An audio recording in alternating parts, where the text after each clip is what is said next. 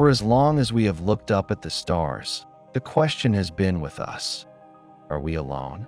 The vastness of the cosmos seems endless, and yet, in all of human history, no one has ever found evidence of life beyond Earth.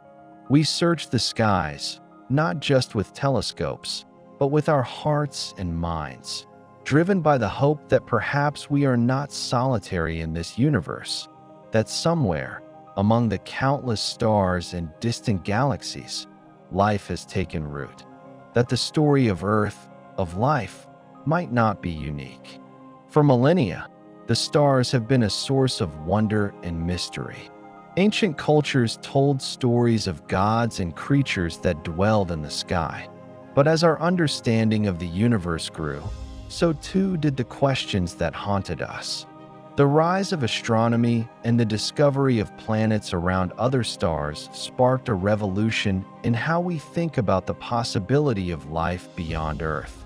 And then, in the 1960s, a single question sparked a new kind of scientific inquiry. Could the galaxy be teeming with life?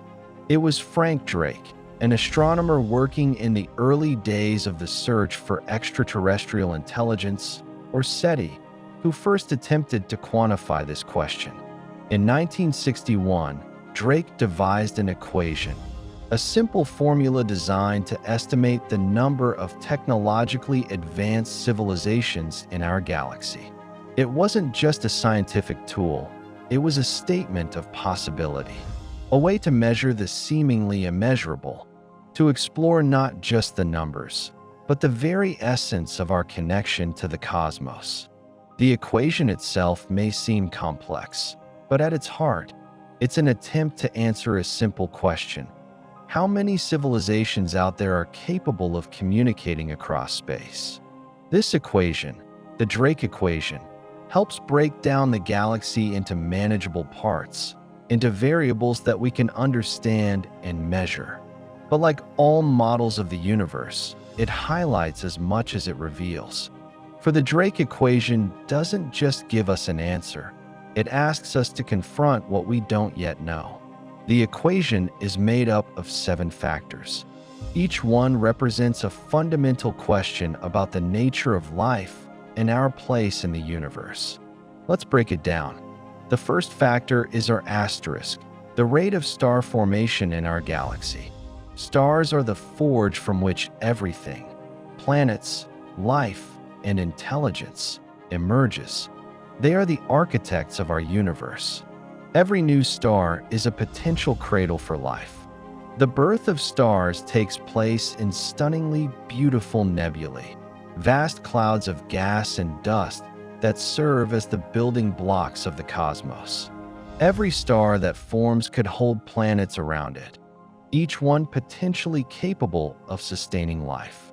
In the Milky Way, stars are born at a rate of about 1 to 2 per year, a steady, ongoing process that has been happening for billions of years. And from these stars, planets are born, which brings us to the second factor, FP, the fraction of stars that have planets. It's no longer a question of whether planets exist. We now know they are common. Thousands of planets have been discovered orbiting distant stars. Some are similar to Earth, with conditions that might one day allow life to form. The Kepler Space Telescope, for example, has discovered thousands of these distant worlds. Some are located in the habitable zone, where conditions might be right for liquid water, a crucial ingredient for life as we know it. It's a staggering realization that planets like Earth may be scattered throughout the galaxy, waiting for the right conditions to give rise to life. The question now is, how many of these planets are truly Earth-like? This brings us to the third factor, NE, the number of Earth-like planets in the habitable zone of their stars. A habitable zone is a region where liquid water can exist, not too close to the star, where water would boil away, and not too far, where it would freeze. It's a narrow band in the vastness of space, but it's one that may hold the key to life. But simply having a planet in the habitable zone doesn't guarantee life. On Earth, life emerged through a complex series of chemical processes catalyzed by the right environmental conditions. The fourth factor, FL, is the fraction of planets that actually develop life. While the exact conditions that led to life on Earth are still not fully understood, we can hypothesize that given the right ingredients, life could emerge elsewhere. From the first microscopic life forms in the primordial oceans to the complex, diverse forms we see today, life on Earth has followed an extraordinary journey. Yet, this process could be rare, or it could be inevitable. Are we simply an anomaly in a vast, empty cosmos? Or is life a common feature of habitable planets? But life is not enough.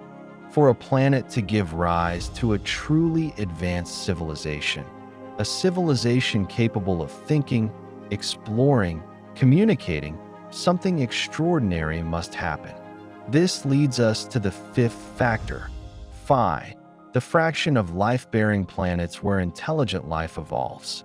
On Earth, intelligence took millions of years to develop, but it did. Could the same thing happen elsewhere? Intelligence is not a given. It's the product of evolutionary pressures, environmental factors, and random events. The emergence of intelligent beings capable of shaping their environment and contemplating their place in the universe is an extraordinary achievement. But what if intelligence is not the inevitable outcome of life's evolution? What if most species simply live their lives without ever reaching the cognitive level needed for deep thought or technological development? But even if intelligent life emerges, there's no guarantee they will reach out. The sixth factor in the equation is FC, the fraction of civilizations that develop technology capable of communicating across the stars. This is where the search for extraterrestrial intelligence becomes tangible. We seek signals, transmissions, or signs that another civilization is out there, listening, reaching, trying to connect. The search for these signals is a race against time. Civilizations may develop technology, but they might not last long enough to send out detectable signals, or they may choose not to communicate at all. Which brings us to the final factor, L, the lifespan of technologically advanced civilizations. The question of how long a civilization can survive and maintain its technological abilities is one of the most critical. We, as a species, have just begun to explore space. But how long will we last? Will we endure long enough to meet others? Or will we extinguish ourselves, as many civilizations have before us? The fragility of civilizations, even the most advanced ones, is a humbling reality.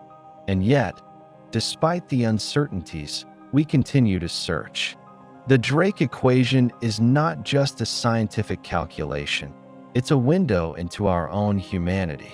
It's a question of where we fit in the grand expanse of the universe. Perhaps, in seeking others, we are seeking something more, a connection to something greater than ourselves. The search for extraterrestrial intelligence is not just about finding aliens, but about understanding what it means to be human. Perhaps, in the end, the greatest discovery will not be the answer to the question, "Are we alone?" but the realization that the search itself brings us closer to understanding who we are, where we come from, and what it means to be part of this vast, magnificent universe.